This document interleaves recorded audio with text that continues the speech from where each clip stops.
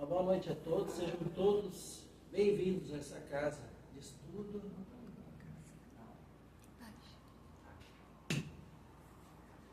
Agora, então, sejam todos bem-vindos a essa casa de estudo, de oração, de meditação, e que, com certeza, quando a gente adentra aqui, quando a gente retorna ao dia a dia, a gente retorna melhor, energizado. Essa é a nossa fé, isso é que a gente espera quando vem aqui.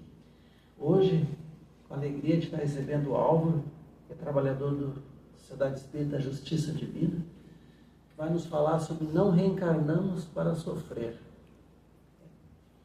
Então, para a gente dar início a essa exposição deles, eu convido a todos para a gente fazer uma oração, uma prece inicial.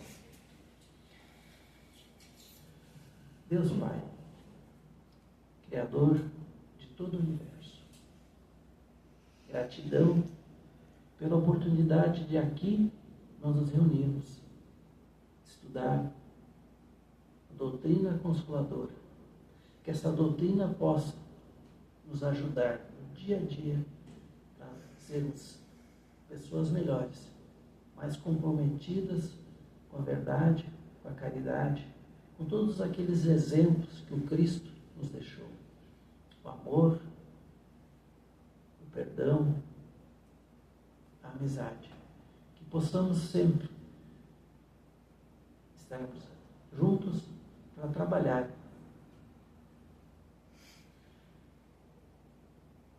Nesse momento, pedimos então que a espiritualidade nos envolva o expositor da noite, que possamos ter uma noite tranquila e que os ensinamentos que aqui viemos buscar, que no dia a dia coloquemos eles em prática.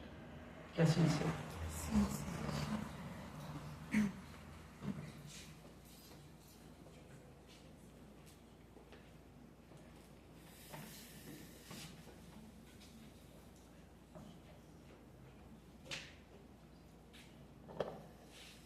Boa noite, meus irmãos.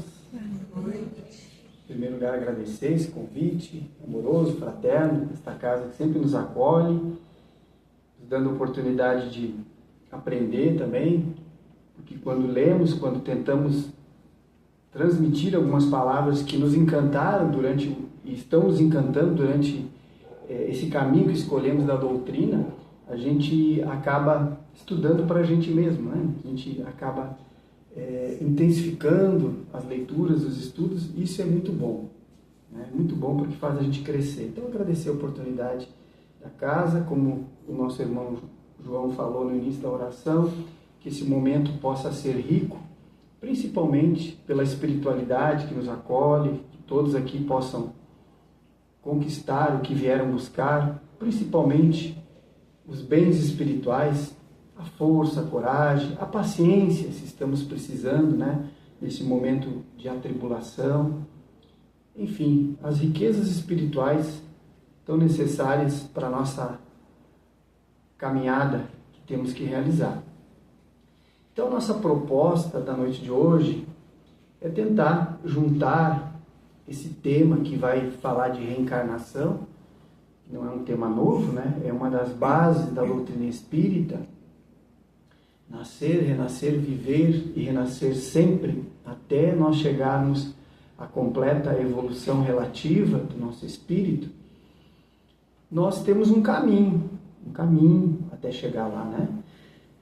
E eu farei uma leitura de alguns pontos aqui e gostaria que vocês me ajudassem, na medida do possível, para fazer uma identificação de uma pessoa que está descrita nessa leitura. Então, características dessa pessoa: tem fé em Deus, em sua bondade, na sua justiça, em sua sabedoria. Sabe que nada acontece sem a permissão de Deus. E se submete à vontade dele em todas as coisas. Tem fé no futuro, razão pela qual coloca os bens espirituais acima dos bens temporais. Sabe que todas as vicissitudes da vida, todas as dores, decepções, são provas e expiações. e aceita sem murmurar.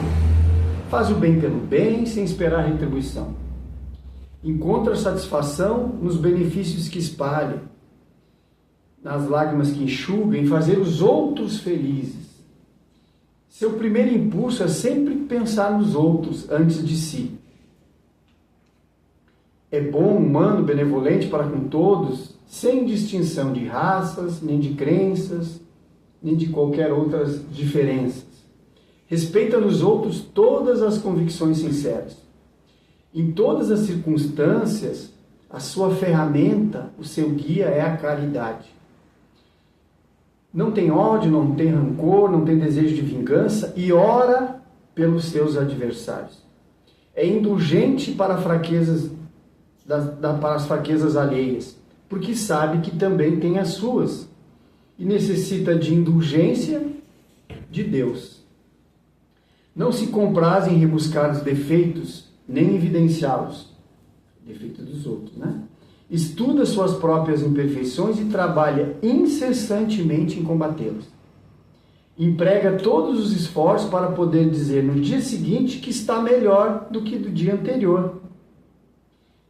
Não se envaidece dos seus talentos, da sua riqueza que Deus vos emprestou.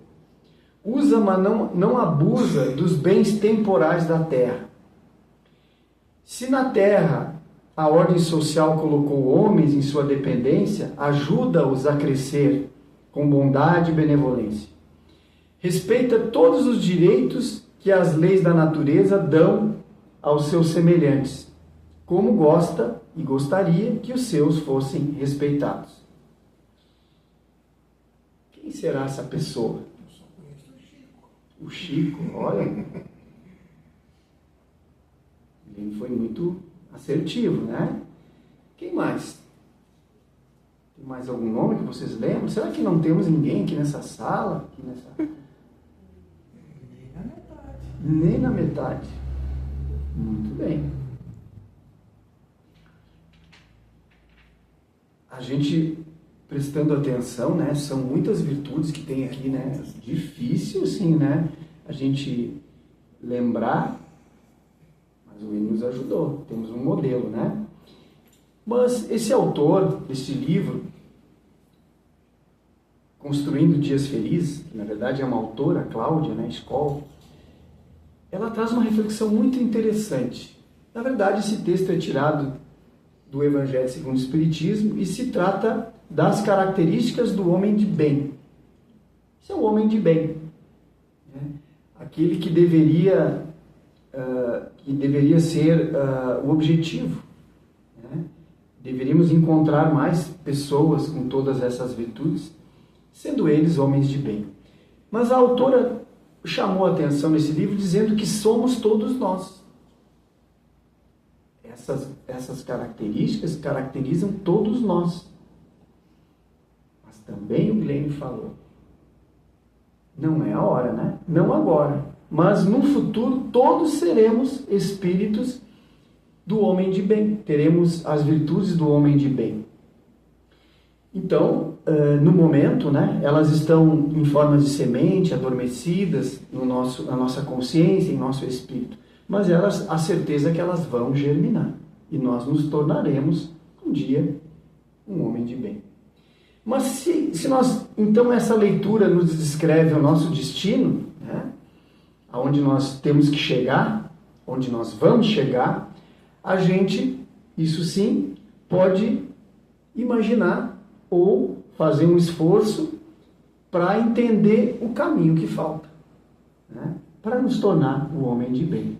Isso é possível. Quanto falta para mim me tornar um espírito que pratica as virtudes do homem ou da mulher, né? Do homem gênero humano do bem. Modelo Jesus, modelo mais perfeito. Depois tivemos outros, né? Temos sim alguns ainda, a maioria dessas virtudes. Então, essa autora muito bem descreve que esse lugar, que não é um lugar circunscrito, é um lugar dentro de nós, onde nós vamos chegar, está longe ainda, para nos tornar um homem de bem, com tantas virtudes, né, que encantam quando a gente vai lendo.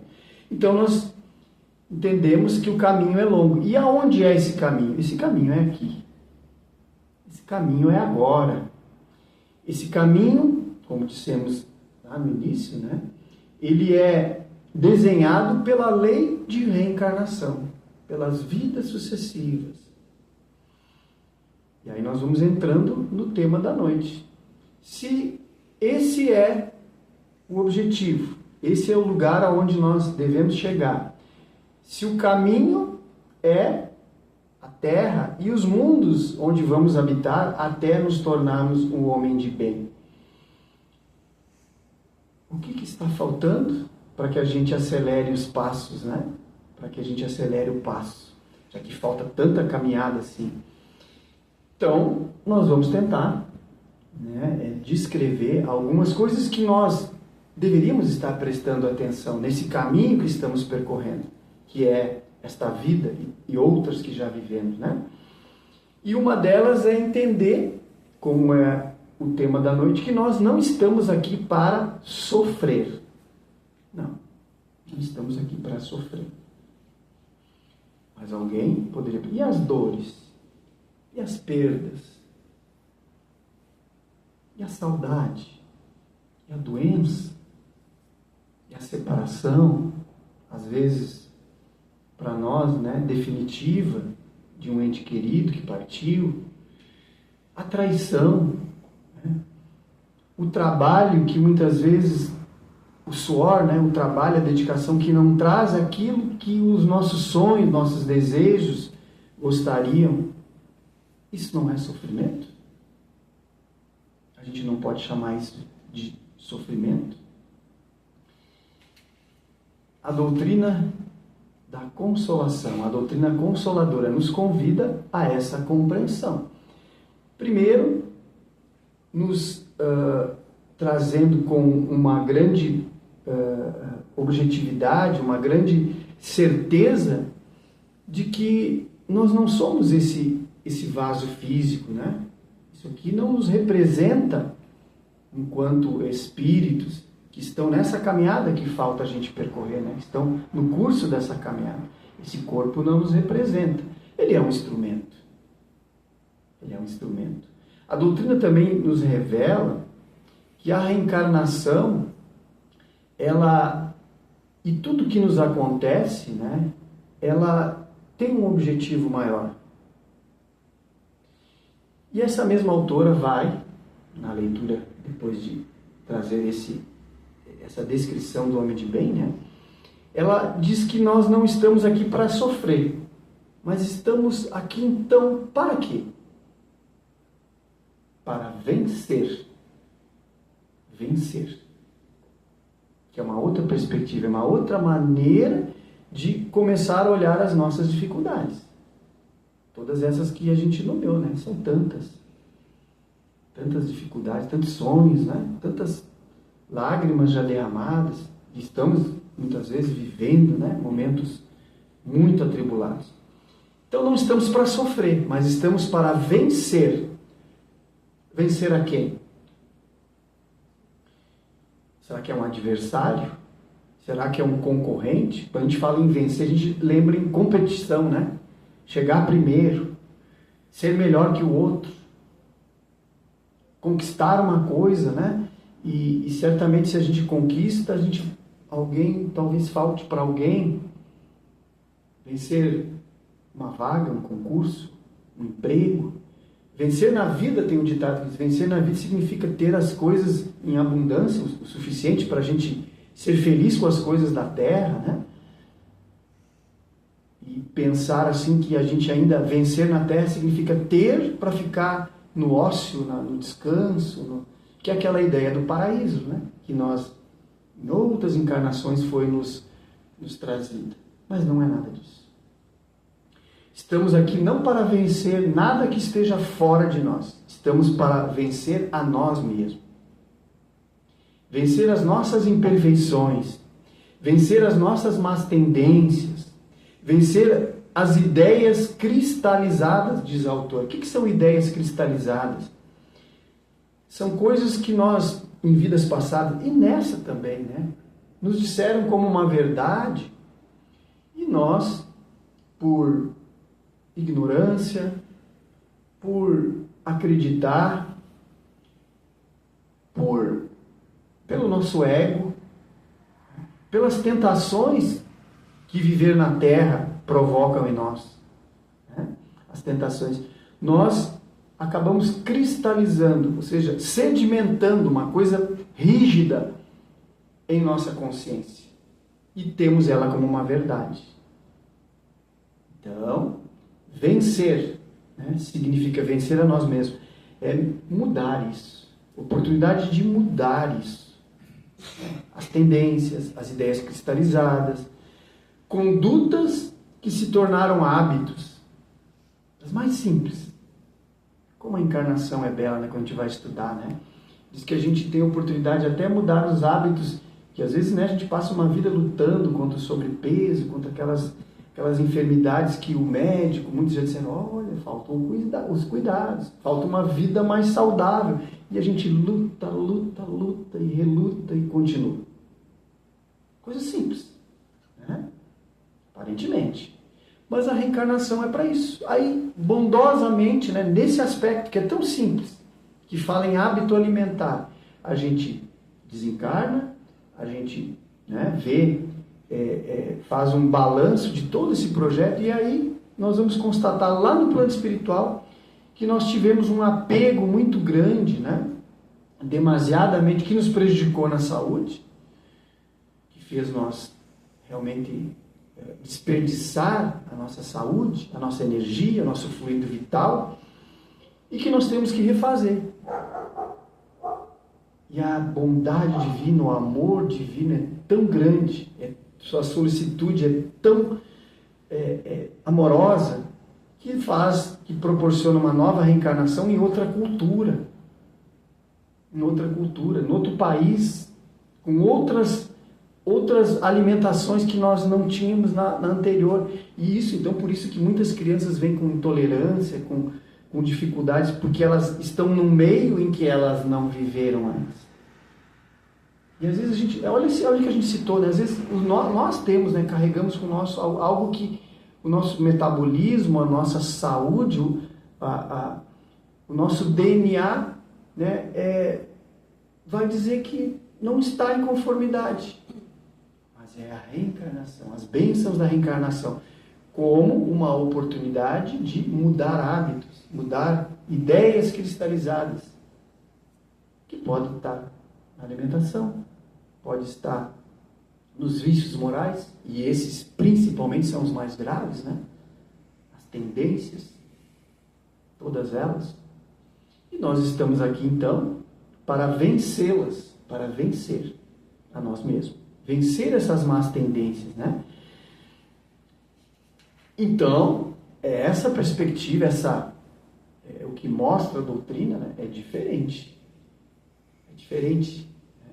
Temos um objetivo, tem uma estação nesse trem que nós estamos como passageiros. Temos uma estação lá na frente para chegar. Já foi descrito que nessa estação poderemos gozar da felicidade relativa, inacessível aos homens e espíritos que vivem no mundo de provas e expiações. Mas ela está lá, nos esperando. E nós vamos chegar. Porque Deus é amor, é bondade. E Ele quer que todos os seus filhos, todos eles, sem nenhuma exceção, cheguem nessa estação. Do homem de bem, da felicidade relativa. Porque a inteligência suprema, a felicidade é só do Pai. Mas nós podemos gozar sim da felicidade relativa. Então, vencer as tendências. Lá no Livro dos Espíritos, 911, também fala uma questão sobre paixões, que é importante, né? É importante a gente, se nós temos que vencer a nós mesmos, e qual é essa dificuldade cristalizada de mudar hábitos, mudar comportamento, mudar uma postura que não condiz com as leis de Deus. Não condiz. E é essas que estão nos fazendo ficar estacionados. O não cumprimento dessas leis, né? O não cumprimento dessas leis nos faz estacionar, não retroagir. Né?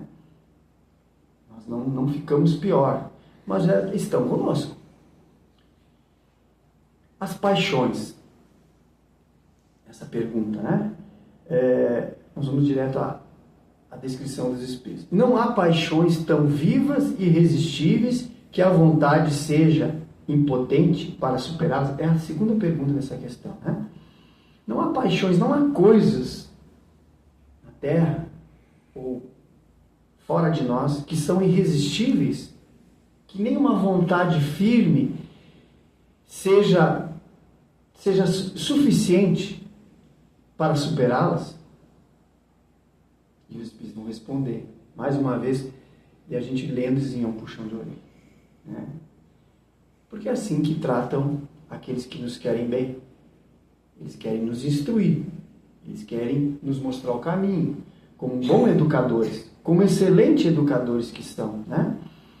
Então, o espírito que responde a Kardec vai dizer: há muitas pessoas que dizem eu quero, mas sua vontade está somente nos lábios. Querem, mas ficam muito satisfeitas no seu coração que as coisas não mudem. Quando o homem crê que não pode vencer suas paixões, é que seu espírito nela se compraz, em consequência de sua inferioridade. Aquele que procura reprimi-las compreende sua natureza ainda atrasada. Vencê-las é para ele um triunfo sobre a matéria. Essa última frase vai nos dizer que aquele que consegue reunir esforço e vontade suficiente para vencer uma má tendência, né, um vício moral, e eles, às vezes, eles estão tão intrínsecos, que chama, né? Eu acho que pode me ajudar. Essa palavra que diz quando eles estão assim, que a gente não se dá conta que o faz, que o pratica, né? Como a maledicência. A maledicência, ou... Então a gente, às vezes, assim, usando a capa de espírita, né? A capinha de espírita, assim, que a gente quer que os outros entendam que a gente é espírita. A gente fica em cima do muro em algumas questões, né? Quando, por exemplo, a gente chega numa roda de conversa, estão conversando ou dizendo coisas que são lamentáveis, porque elas denotam que as pessoas estão falando uma das outras, na fofoca, na intriga, né? Na maledicência, no julgar os outros. E nós ficamos ali, né, muitas vezes, em cima do muro,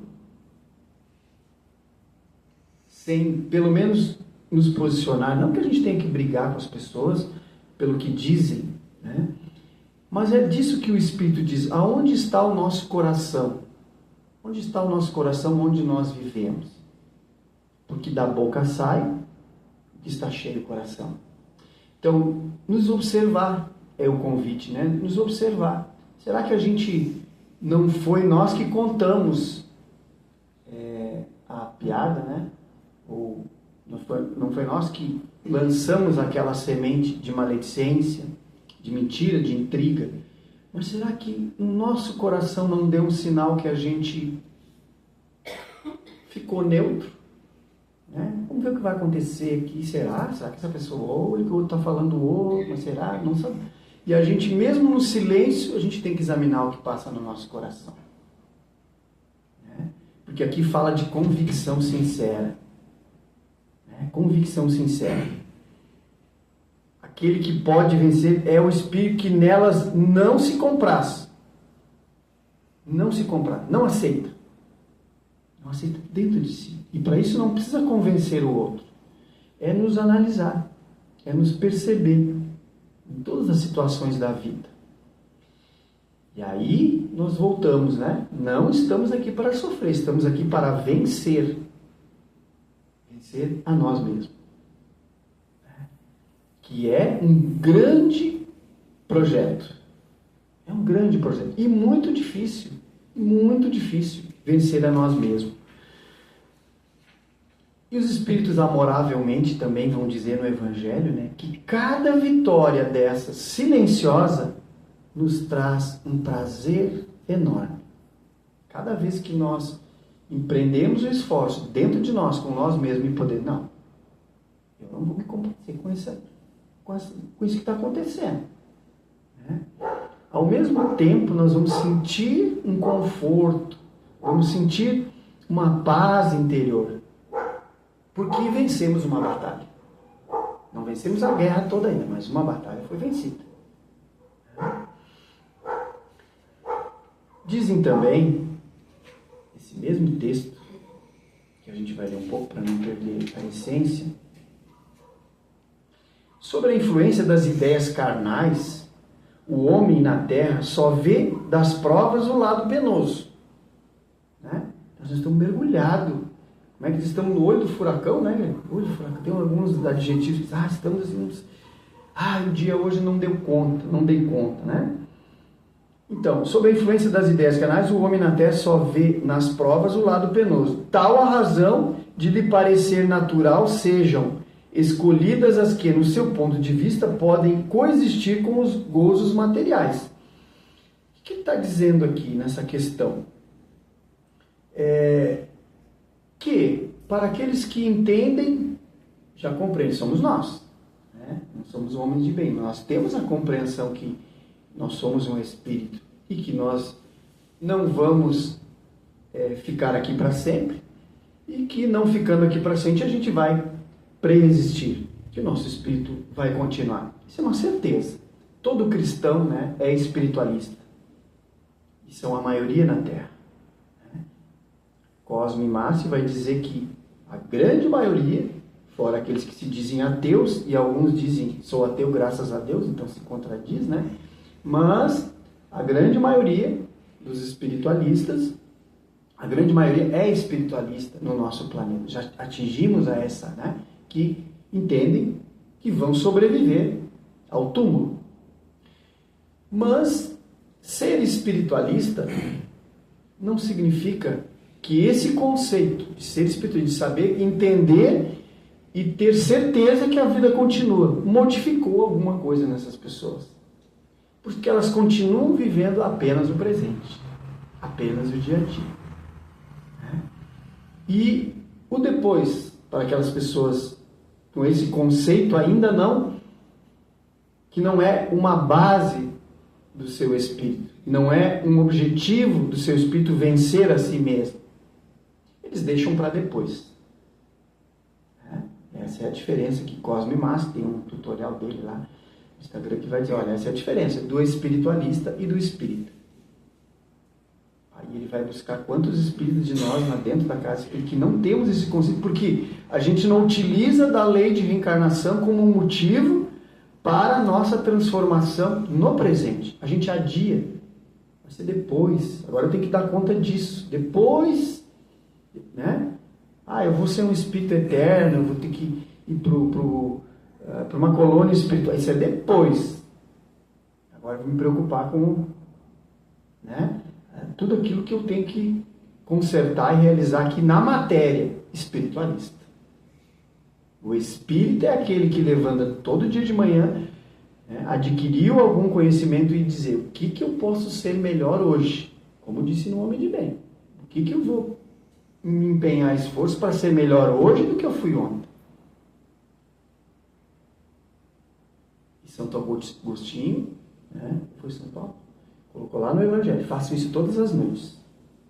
Ao deitar, faça um balanço do seu dia a dia e pergunte-se a si mesmo, onde eu errei?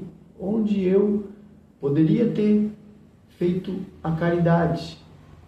Onde, né, repassa todos os instantes do seu dia, antes de dormir. Faça a sua oração e peça, amanhã eu quero vencer a mim mesmo. E mudar, né? Mudar. Então, a reencarnação, com esse objetivo de nos transformar, de ocupar esse momento de provas, de dores, de limitações que o corpo, que a vida, que a nossa sociedade, que a nossa família, que o nosso trabalho onde nós ganhamos o pão de cada dia, está nos trazendo limitações, dificuldades. Entender isso como uma oportunidade de crescimento, uma oportunidade de crescer espiritualmente. É uma visão espírita e não espiritualista. Né? Não adiar aquilo que precisamos fazer hoje, que é nos vencer. Né? Também vai nesse mesmo texto o autor dizer, né, que quando tomamos contato com essas informações e no momento das provas difíceis podemos dizer, eu escolhi e aceitei, eu aceitei, é uma pergunta, né? Quando a gente toma conhecimento das leis de Deus, das leis que regem a nossa vida, e a gente para e diz assim, mas eu escolhi isso que eu estou passando aqui, né? Eu escolhi coisas tão difíceis. E aí o autor diz, muitas vezes pode dizer, mas não me lembro. E eu acho que eu não estava bem nessa hora que eu escolhi isso aqui.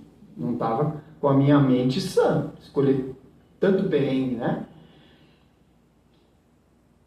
E aí o autor vai dizer, sim, talvez nós não tenhamos de escolher, mas a gente aceitou. Aceitou porque o projeto divino, a não ser aqueles espíritos rebeldes que ainda estão vivendo no estado primitivo, a encarnação é imposta. Você vai. Mas para nós outros, que já somos espiritualistas, transitando para uma vida espírita, né? Transitando para uma consciência espírita, nós aceitamos. Porque lá o livro, né? O livro da vida foi nos colocado, esse resumo, e a gente começou a olhar e ler, né? Ou alguns chamam da tela da vida, que é um filmezinho que passou, e a gente, meu Deus, como é que eu pude errar nisso? Por que eu errei? Por que eu fracassei? Por que eu fui tão fraco? Por que eu me queixei tanto? É o livro da vida, né? Da vida anterior, que é um instrumento que planeja a nossa próxima encarnação. Neste momento, amorosamente, espíritos que trabalham, né? Para a lei de reencarnação, esse ministério, que alguns que leram o livro Nosso Lar diz que é um ministério nessa colônia, né, que nos ajuda, nós espíritos, né, reencarnantes, a escolher as nossas provas. Eles nos ajudaram, olha, sugestão, vai por aqui, esse é o caminho. Né? Porque depois daquela leitura do livro da vida, muitos de nós, que é um processo diferente que a doutrina explica da remissão do pecado, né? A gente aprendeu na igreja que existia a remissão do pecado. Lá atrás a gente ia que alguém ia redimir os nossos pecados. Que a gente dizia, eu estou arrependido, receberia uma bênção e estaria perdoado dos pecados. A doutrina consoladora, a doutrina do Cristo, vem dizer, não. Arrependimento é uma fase, e bem inicial. E tem uma anterior, uma antes que vem antes do arrependimento. A gente entendeu o que fez. Reconheceu o que fez. Então, no livro da vida, no plano espiritual, é muito bem detalhado, né, o que fizemos, o que estamos fazendo. E aí algumas coisas a gente reconhece. Puxa vida, errei feio. Resbalei feio. Reconhecendo, depende da gravidade, a gente cai em arrependimento. Às vezes em remorso. Foi grave, não é só arrependimento, cai em remorso, porque a gente prejudicou muito uma pessoa que a gente dizia amar e prejudicou. Aí vem o arrependimento e o remorso. E neste momento, amoravelmente, eles dizem assim, vem cá, o Pai te ama. O Pai te ama. E está te convidando a reconstruir. Reconstruir é aprender, expiação e prova. Reconstruir, refazer.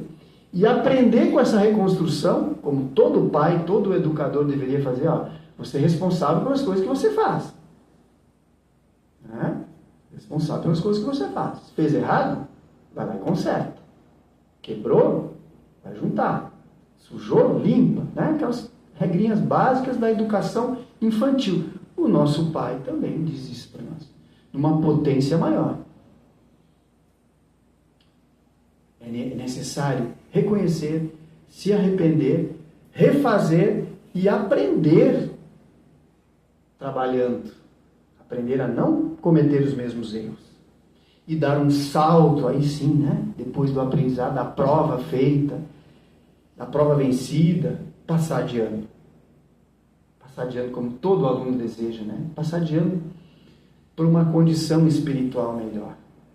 Quem sabe, um mundo regenerado, muito bem descrito pelos benfeitores espirituais na codificação, um mundo melhor.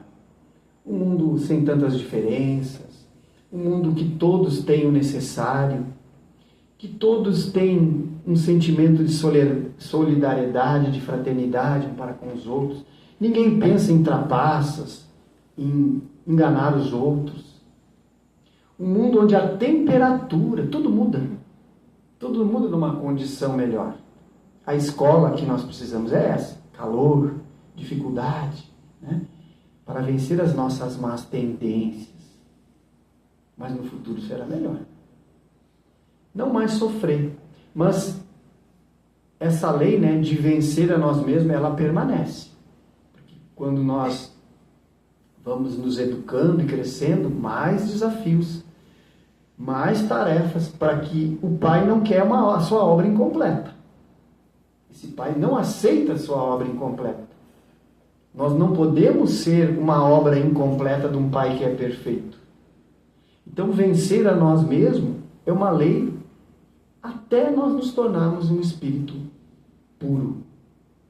Que beleza isso, né? Saber que estamos sendo carregados, levados, abençoados por essa lei tão maravilhosa que é a lei do progresso para todos nós. Então o nosso horário nos chama a atenção, nós vamos fazer a prece de encerramento. Ela também, depois eu passo. Passa depois. Agora. Vamos relaxar o corpo, a respiração, tranquilizando o nosso ser, apaziguando o nosso coração, prestando atenção na serenidade, na tranquilidade desse lar que nos acolhe.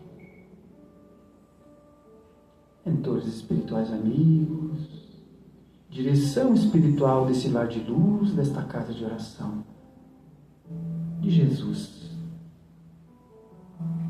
Suplicamos o teu amparo sobre todos nós aqui presentes. Que essas energias, que esses fluidos benéficos, irradiados neste centro em que nos reunimos, possa adentrar pelos nossos chakras, centros de força, e se espalhar em nosso corpo, nutrindo as nossas células de vitalidade, de bem-estar e muita paz. Amigos, vós que tem o poder, o amor, a bondade, a onisciência, ampara os nossos pensamentos, a nossa consciência, para que nós possamos, ao sair daqui, caminharmos firmes na estrada do bem, do amor ao próximo, superando as nossas limitações, aceitando as provas que o Pai nos concedeu, como um aprendizado para a nossa alma, o nosso espírito, crescer, frutificar as virtudes do coração. Ainda te pedimos que esta paz, que essas bênçãos espirituais possamos carregar conosco e ao chegar nos nossos lares, com os nossos entes amados, possamos compartilhar. Que o nosso lar seja banhado por essa luz,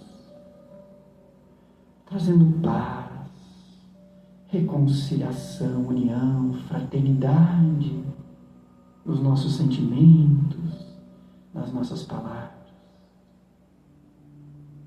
E ainda, Mestre Jesus, livra-nos de todo mal.